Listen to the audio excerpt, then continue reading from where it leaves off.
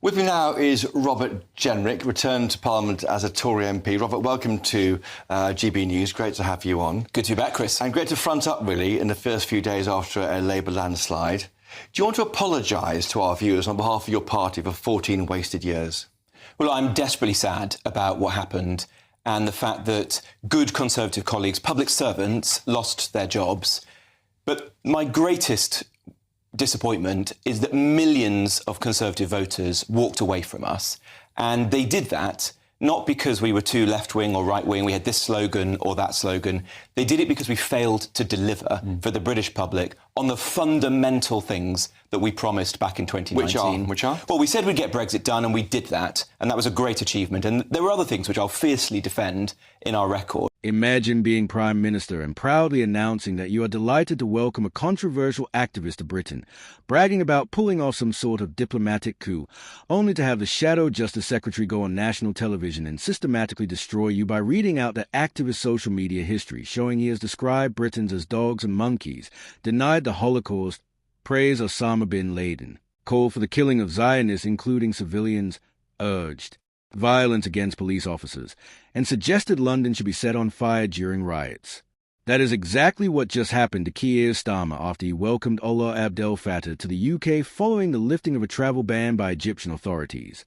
Robert Jenrick went on GB News and delivered what can only be described as an absolutely devastating takedown of the government's decision, calling it an absolute disgrace and questioning whether Starmer was even aware of Abd el-Fattah's inflammatory and extremist statements before rolling out the red carpet.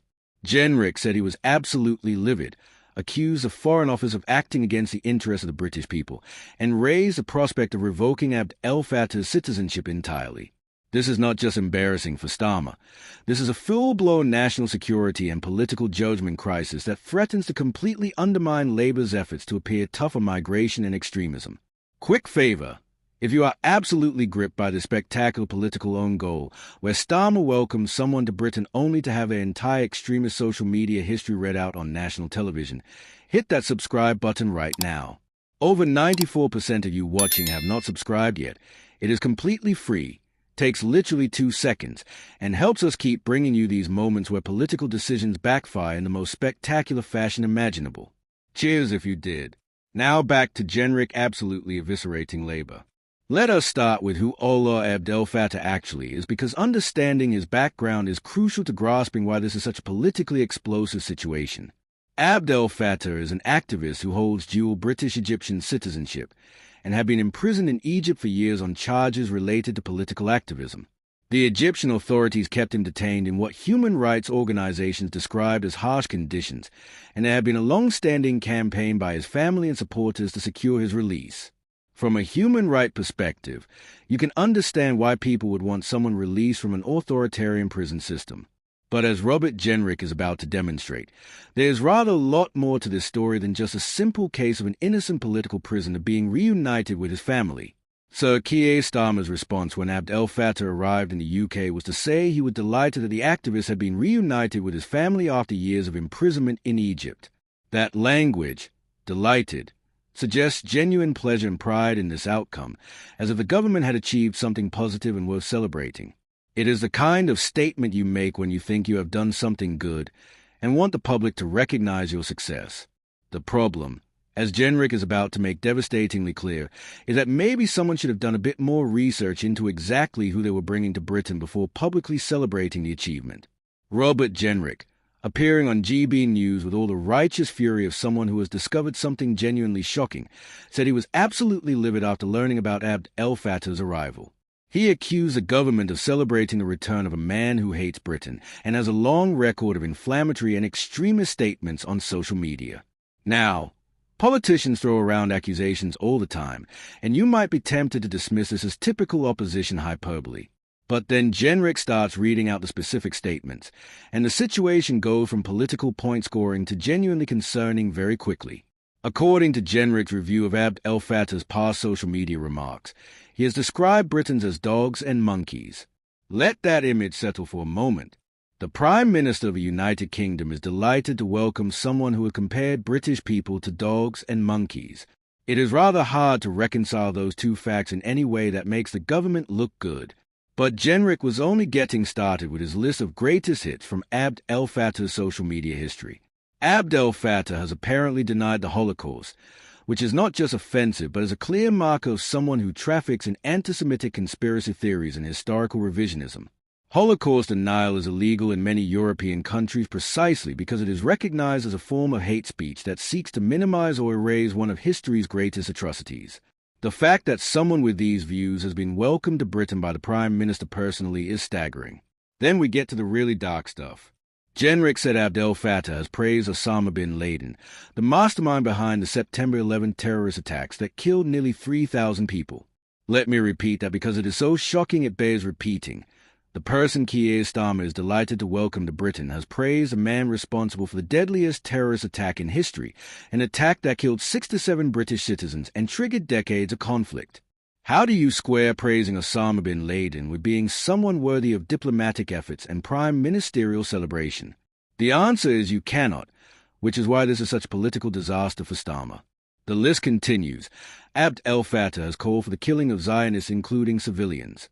This is not calling for legitimate resistance or criticizing Israeli government policy.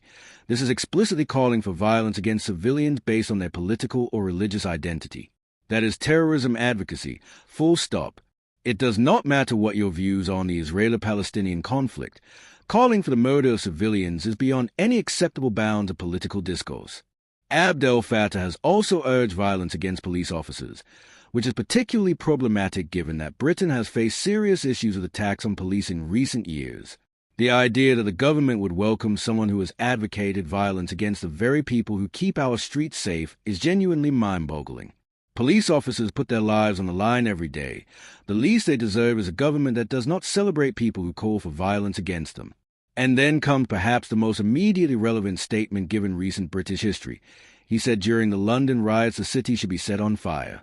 Britain has experienced several rounds of serious rioting in recent years, with property destroyed, people injured, and communities terrorized. The idea that someone would say London should be set on fire during riot shows either a complete detachment from reality or a genuine desire to see violence and destruction in British cities. Either way, it is not someone you would expect the Prime Minister to be delighted about welcoming. Jenrick's delivery of all this information is masterful because he lets the facts speak for themselves. It goes on, he says. And yet we see the Prime Minister bragging about pulling off some sort of diplomatic coup.